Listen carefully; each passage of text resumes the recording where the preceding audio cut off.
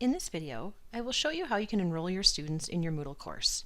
Unfortunately, at this time, there is no way to do a bulk upload of all of your students. You do need to enter each one in manually. So once you've received your class list, which can be also viewed on Banner, come into your Moodle course shell and go into the administration block and click on Users and then Enrolled Users. It will bring up this list. At this time, there's no one in this course. So to add someone, we go over here to Enroll Users. The default role that it's going to assign any new users is Student. So if you're adding in another instructor or an IA and you want to give them a different role, you click on the drop down and it gives you a few different choices. But in this case, we just want to enroll some students. So you can start searching for your students.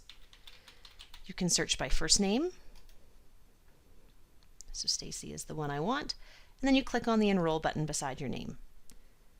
You will see that the student has been enrolled when the Enroll button disappears. You can also search by someone's last name, and that gives me the exact student I'm looking for. I want to enroll her. I can also search by part of someone's name. I'm looking for Amanda Fitzgerald, so I'm going to choose that one. Now, one thing you do need to be careful of is some students may go by different versions of their names. So in this case, I'm looking for Gordon Gilchrist. I do a search for Gordon. It's not in here, but if I change this to Gord, that's where it is. So you may need to do some searching, especially for names that can be shorter or longer versions, just to make sure you're getting the right student. Click Enroll. And I would suggest doing about 10 students or so, and then clicking on the Finish Enrolling Users button.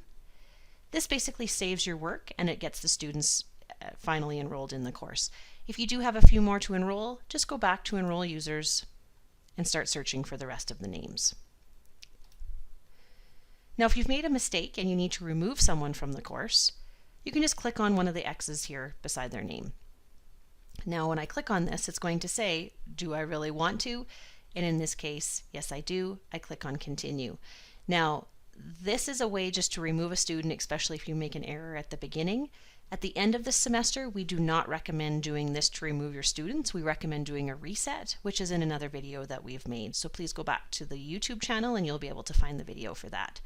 So this is how you can unenroll someone just if you've made an error, especially at the beginning of the semester.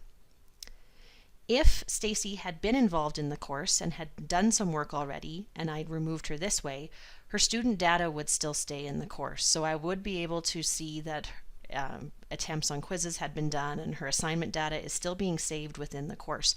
Her name doesn't show up here, but it is still there. So at the end of the semester, it's better to do a reset once you have done a backup and you've saved your course data.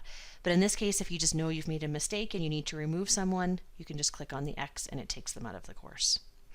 So I hope that has shown you how you can enroll and unenroll users from your courses. And if you have any questions, please contact any of us at ETC.